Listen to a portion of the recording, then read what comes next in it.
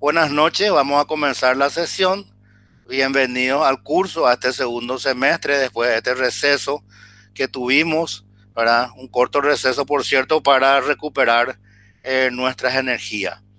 En la sesión para hoy vamos a trabajar con tener bien en claro en los conceptos de qué es un intérprete y qué es un compilador.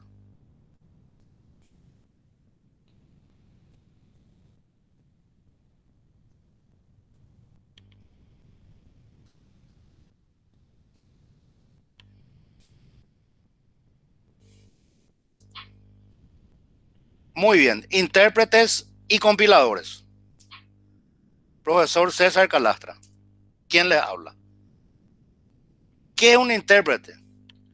Un intérprete realiza la traducción del código fuente del programa, típicamente instrucción por instrucción, y normalmente no almacena el resultado de dicha traducción.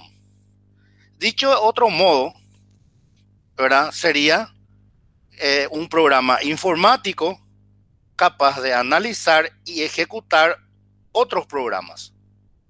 Los intérpretes se diferencian de los compiladores o de los ensambladores en que mientras estos últimos traducen un programa desde su descripción en un lenguaje de programación al código de máquina, sin embargo los intérpretes lo hacen, ¿verdad?, en el mismo momento, línea a línea. Los programas interpretados suelen ser más lentos que los compilados, debido a la necesidad de traducir el programa mientras se ejecuta, pero a cambio son más flexibles como entornos de programación y depuración, lo que se traduce, por ejemplo, digamos, en una mayor facilidad para reemplazar partes enteras del programa o añadir módulos completamente nuevos, y permiten ofrecer al programa interpretado un entorno no independiente de la máquina donde se ejecuta el intérprete, sino del propio intérprete, lo que se conoce, ¿verdad?, comúnmente como máquina virtual. Ese término máquina virtual lo habíamos desarrollado ya en el semestre anterior. Para mejorar el desempeño, algunas implementaciones de algunos lenguajes de programación pueden interpretar o compilar el código fuente original en una forma intermedia, digamos, más compacta, y después traducir eso al lenguaje de máquina. Eficiencia del intérprete. Un programa interpretado corre más lentamente que un programa compilado. Otra diferencia es que el intérprete reside en memoria, por consiguiente absorbe recursos del ordenador. Obviamente, ¿verdad?, al estar el intérprete dentro de la memoria, entonces, ¿verdad?, eso hace que la ejecución del programa sea más lenta. Además, como no hay un código objeto, ¿verdad?, como no hay un programa objeto en lenguaje de máquina, ¿verdad?, el intérprete va ejecutando línea a línea el programa. Y eso hace que, por supuesto, la ejecución sea más lenta. Pero tenemos, ¿verdad?, una ventaja con el intérprete. ¿Y cuál sería, digamos, la ventaja en síntesis? Con un intérprete, cuando escribimos el código de una instrucción y ahí escribimos mal algo, el intérprete en ese mismo momento ya nos informa. Y hay intérpretes que no nos dejan avanzar mientras no solucionemos el inconveniente que estamos teniendo en la instrucción que en ese momento estamos ejecutando.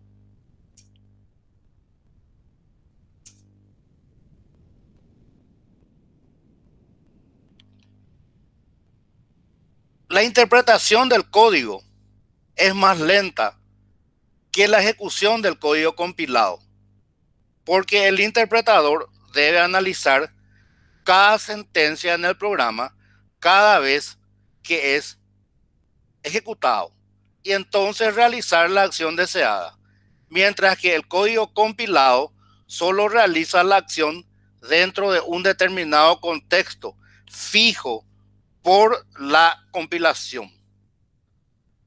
Por lo tanto, ¿verdad? Dicho de otro modo, en un interpretador, digamos que el acceso a las variables es también más lento, porque el mapeo de identificadores hacia las localizaciones de almacenamiento debe hacerse repetidamente en tiempo de ejecución en vez de en tiempo de compilación. Hay varios compromisos entre la velocidad de desarrollo al usar un interpretador y la velocidad de ejecución al utilizar un compilador, ¿verdad? Tenemos claro que no son la misma cosa. Sin embargo, algunos sistemas permiten al código interpretado y al compilado llamarse el uno al otro y compartir variables. ¿Cómo se entiende esto?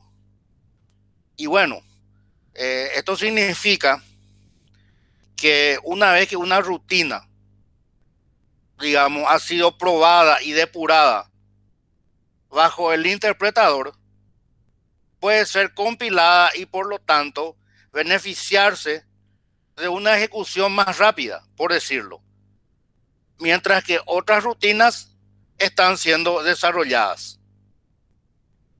En síntesis, muchos interpretadores no ejecutan el código fuente tal y como está, sino que lo convierte en una forma interna más compacta. Muy bien, vamos a continuar. Bueno, lo más importante, ¿verdad? Siempre es conocer un poco los antecedentes históricos de lo que estamos hablando. En los comienzos de la informática, el diseño de lenguajes fue fuertemente influenciado por la decisión de usar la compilación o la interpretación como modo de ejecución. Por ejemplo, algunos lenguajes compilados requieren que los programas deban indicar explícitamente el tipo de una variable en el momento en que ésta sea declarada o al ser usada por primera vez. Mientras que algunos lenguajes interpretados toman ventaja de los aspectos dinámicos de la interpretación para hacer tales declaraciones innecesarias. Y vamos a mencionar dos ejemplos concretos. Primero, ¿verdad? Y tengo un programa de ejemplo que vamos a ver enseguida. El lenguaje BASIC, ¿verdad? El lenguaje BASIC, ¿verdad? Fue el más popular en el 70, en la década del 70 y en el 80. Y es un lenguaje interpretado. Hay que tener bien en claro eso. Y en ese lenguaje específicamente, las variables no necesitaban ser declaradas. Directamente ya se utilizaban nomás en el programa. Sin embargo, en el lenguaje C++, que es compilado y que ustedes creo que ya desarrollaron, ustedes ya estudiaron, ¿verdad? Todas las variables necesariamente deben ser declaradas antes de ser utilizadas. ¿Qué más podemos decir con relación, ¿verdad?, a los lenguajes interpretados, a un lenguaje interpretado?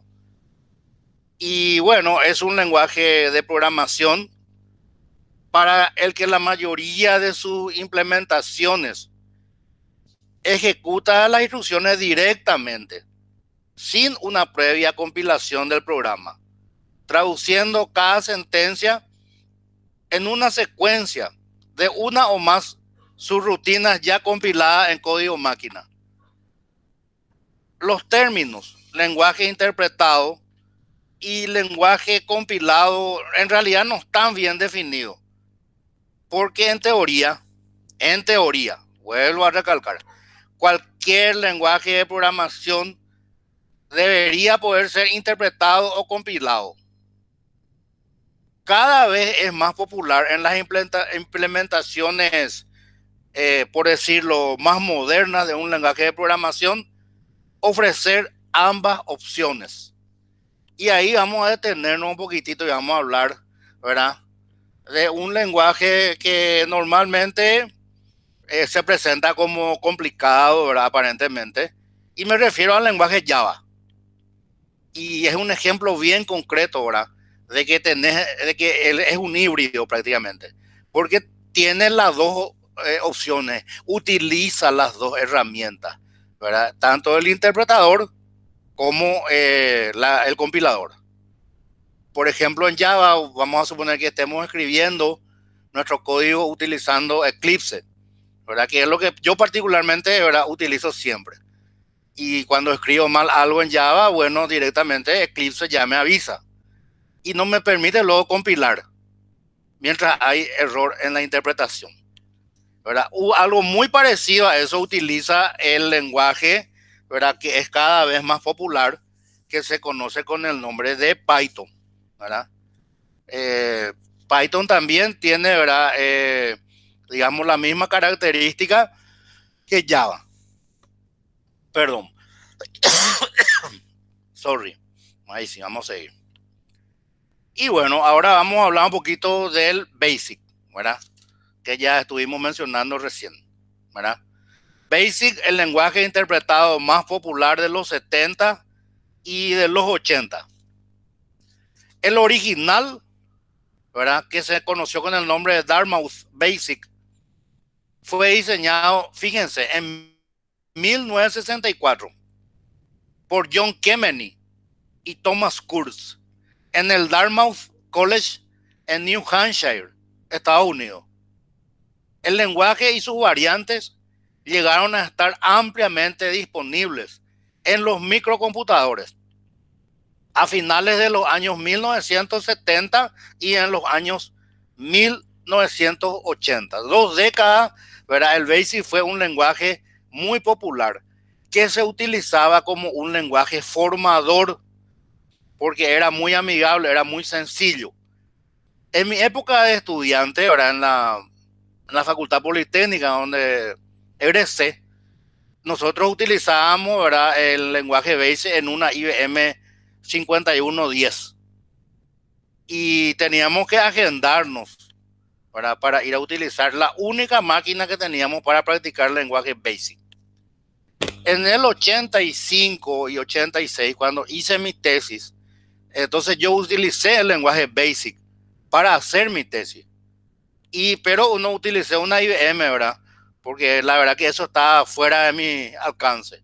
Pero ya empezó a popularizarse, ¿verdad?, las microcomputadoras. En ese entonces la Commodore 64 y la versión posterior, la Commodore 128, que tenían la particularidad de que vos podías usar tu televisión como monitor, de modo, ¿verdad?, a no estar gastando, ¿verdad?, recursos económicos en comprarte también un monitor. Y como nuestra señal de TV color es PAL-N y el Commodore tenía una señal de color americano, NTSC, entonces lo que nosotros hacíamos en esa época, que también veíamos los videos VHS, ¿verdad?, cuando eran NTSC salían en blanco y negro. Entonces contratábamos el servicio de un técnico, ¿verdad?, que hacía binormal las teles de esa época y tenía una palanquita atrás. Entonces si quería ver en PAL-N, entonces dejaba en una posición. Y si quería pasar a NTSC, entonces dejaba en otra posición. Siguiendo, ¿verdad?, ¿qué más podemos agregar? Y en los inicios de la computación, ¿verdad?, el diseño de los lenguajes fue fuertemente influenciado por la decisión de hacer, ya enseguida vamos a ver esto ahora, en los comienzos como les iba diciendo, ¿verdad?, los lenguajes, el desarrollo del lenguaje fue influenciado por la decisión de usar, por ejemplo, compilación o interpretación como modo de ejecución. Y como ya habíamos mencionado, algunos lenguajes compilados requieren, ¿verdad?, que los programas deban indicar de manera explícita el tipo de dato de una variable en el momento en que la misma sea declarada. Inicialmente, ¿verdad?, los lenguajes interpretados eran compilados línea por línea. Es decir, ¿qué significa eso? Que cada línea era compilada a medida que estaba a punto de ser ejecutada. Y si un bucle o una subrutina hicieran que ciertas líneas se ejecutaran múltiples veces, entonces serían recompiladas repetidamente. Esto, sin embargo, ha llegado a ser mucho menos común. La mayoría de los lenguajes interpretados, ¿verdad?, utilizan hoy día una representación intermedia que combina la compilación con la interpretación. Como ustedes podrán notar, ahí tenemos en pantalla, ¿verdad?, un ejemplo muy sencillo, ¿verdad?, de un lenguaje BASIC, ¿verdad? Famoso que queremos siempre hacer un lenguaje, es nuestro primer programa que diga hola mundo, ¿verdad? Pero yo rompí ese paradigma hoy, ¿verdad? Y acá creé, ¿verdad?, un ejemplo que en realidad traje de mi cabeza nomás, ¿verdad? Pero yo estoy seguro que esto funciona. Bueno, ¿qué podemos, por ejemplo, decir con relación al punto? A la izquierda, si ustedes se fijan, ¿verdad?, los números de línea tienen un número. En este caso, ¿verdad?, los números van de 10 en 10. Bueno, ¿qué pasaba, por ejemplo, si después yo me daba cuenta que entre la línea 40 y la línea 50 me faltaba una instrucción? Y muy sencillo era. Yo me ubicaba debajo de la línea 60, en la siguiente línea, y escribía la línea con mi teclado, 45. Y acto seguido escribía la instrucción. ¿Y qué pasaba después? Automáticamente esa línea 45 se iba y se ubicaba entre las líneas 40 y 50. Y después, ¿verdad?, había un comando que se llama renum. ¿Y qué hace renum? Y renumera automáticamente las líneas del programa de 10 en 10 para no romper la estética. Porque no quedaría bien tener líneas 10, 20, 30, 40, 45, 50, 60. Era lo ideal sería que en ese caso que llegáramos hasta la línea 70. Y para ir ya digamos terminando este análisis de este código tan sencillo que tenemos acá. Bueno, rem es, ¿verdad?, para hacer comentarios. Lo que en C++ sería barra barra. O puede ser también barra asterisco, escribir el comentario y al final asterisco barra. Input es para introducir, ¿verdad?, información del teclado. Y te daba la opción de poder poner, ¿verdad?, literales. En este caso, input, ¿verdad?, introduzca primer número. Y acá está la variable X, que como les dije, no necesita ser declarada, como si es necesario en el C++. Acá tenemos, ¿verdad?, la siguiente instrucción, ¿verdad?, la línea 30 sería, y dice introduzca segundo número, ¿verdad?, y después está Z. Y luego en la línea 40 sumamos X con Z, y luego en la línea 50 imprimimos, ¿verdad?, el literal resultado, y a la derecha el nombre de la variable que contiene el resultado. Y en la línea 60 tenemos en, que indica fin de programa. Entonces, ¿verdad?, este es un ejemplo muy sencillo de código BASIC que nosotros utilizamos, ¿verdad?, en nuestra época como un lenguaje de formación. El BASIC después evolucionó y se convirtió en lo que se conoció como Visual Basic, que incluso algunos, según tengo entendido, siguen usando todavía. El que sabía BASIC, ¿verdad?, se adaptaba fácilmente al Visual Basic, porque utilizaba prácticamente los mismos comandos, con la diferencia que el Visual Basic era un lenguaje estructurado, ¿verdad?, y ya utiliza un entorno gráfico. Bueno, vamos a seguir avanzando. Acá estamos, ¿verdad?, llegando a otro punto muy importante, ¿verdad?, que es el compilador. Bueno,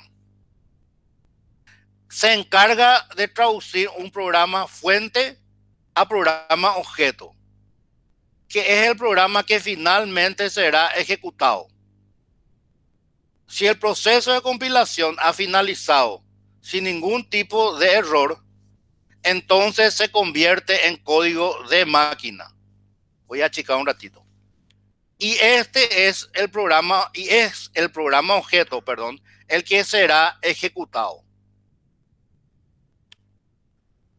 Muy bien. Entonces, ¿verdad? Vamos a ir desmenuzando esto.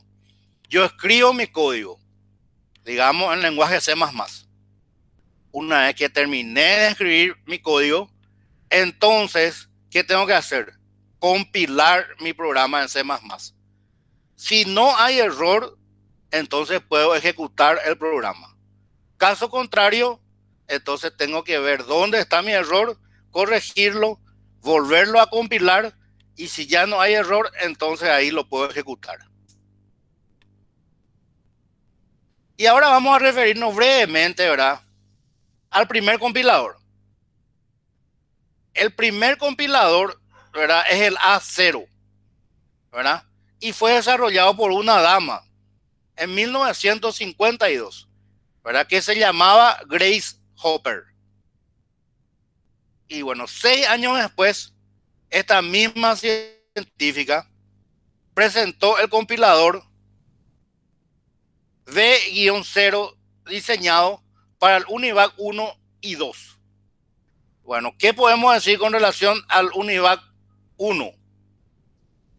El UNIVAC 1, no se olviden, fue la primera computadora fabricada ya en serie, ¿verdad?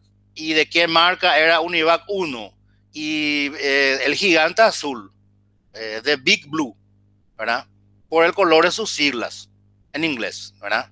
IBM, International Business Machines, líder absoluto, ¿verdad?, en materia informática.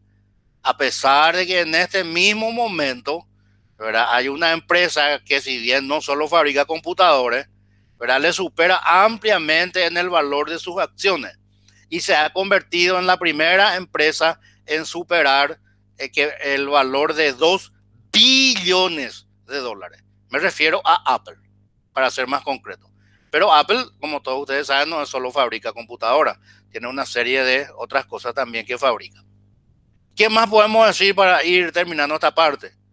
Que en 1959, ¿verdad?, nos estamos refiriendo siempre a Grace Hopper, colaboró activamente para la creación del legendario lenguaje de programación conocido como COBOL. Bueno, ¿por qué estoy utilizando el término legendario lenguaje?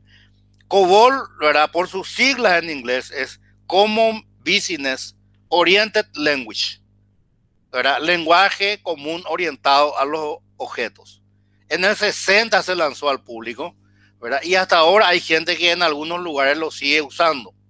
En mi caso particular, yo, digamos, trabajé con lenguaje COBOL en mi empresa desde el año 83 hasta el año 89, para ser más preciso.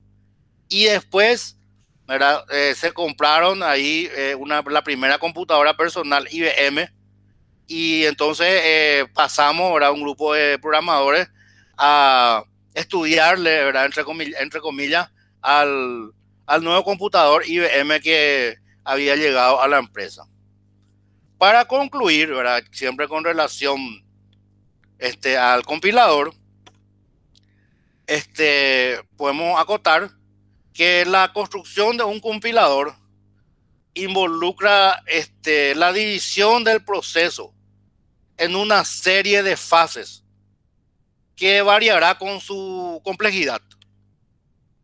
Normalmente estas fases se agrupan básicamente en 2 tareas: el análisis del programa fuente y la síntesis del programa objeto. Y esas cosas vamos a ir, ¿verdad?, mencionando más adelante. Bueno, ahora voy a levantar un poco esto. Ahí están. Creo que le conocen a este.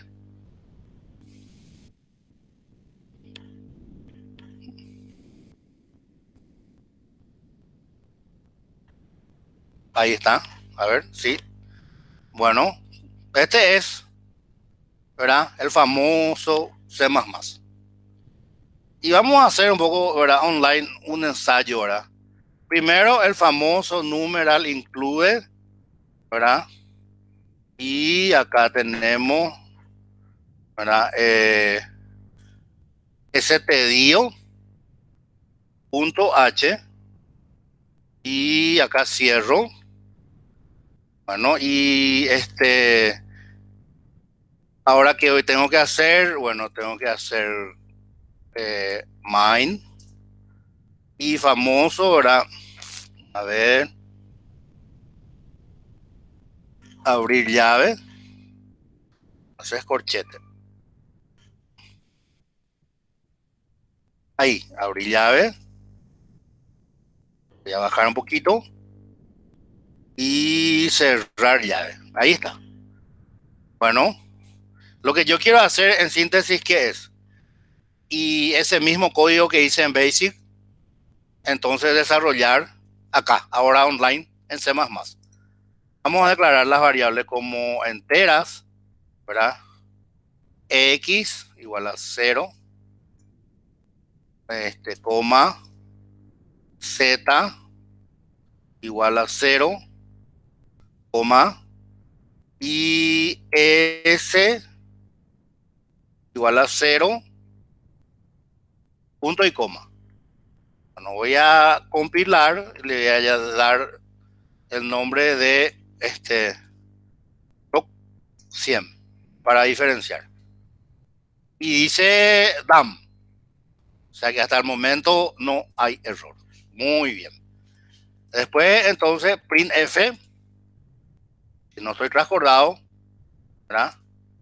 Abrimos, luego abrimos y cerramos, ¿verdad? Introduzca primer número, caemos acá y el famoso punto y coma, y vamos a usar, ¿verdad? Yo soy tradicionalista, uso scanf, ¿verdad? Porque creo que podemos usar sin en su lugar, pero eso está en otra librería. Bueno, scanf, a ver si no me falla por la memoria, porcentaje de, y creo que tiene que haber una coma, y el nombre de la variable, pero debemos antes ponerle ampersand. Y la variable es X, ¿verdad? Y luego punto y coma. Y bueno, vamos a compilar ahora a ver qué pasó. Hasta ahí estamos 0 horas. Y bueno, vamos a hacer, ¿verdad? El famoso copiar y pegar. Pero acá le vamos a cambiar. Segundo número. Y el segundo número es Z. Hay que tener cuidado con eso. Vamos a darle Enter. Vamos a seguir compilando a ver qué pasó acá. Hasta el momento vamos bien. Y bueno, ahora tenemos que sumar en S. S, digamos, es igual. S es igual a, digamos, X más Z. Punto y coma. Bueno, vamos a compilar ahora. Vamos bien. Y ahora vamos a sacar ya el resultado. Printf, paréntesis, paréntesis, comilla, comilla, resultado es, le vamos a dejar acá uno en blanco. Bueno, creo que era una coma. Vamos enseguida, vamos a ver, ¿verdad? La compilación. Una S, ¿verdad? Punto y coma. Vamos a compilar. Perfecto. Bueno, y ahora tenemos que terminar nuestro programita. Return,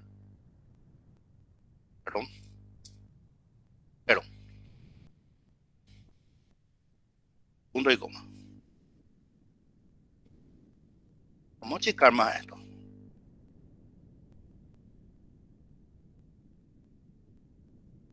Y ahí, vamos a compilar. no hay error. Y ahora vamos a ejecutar. A ver qué pasa. Bueno, introduzca primer número. 15. Introduzca segundo número. 20.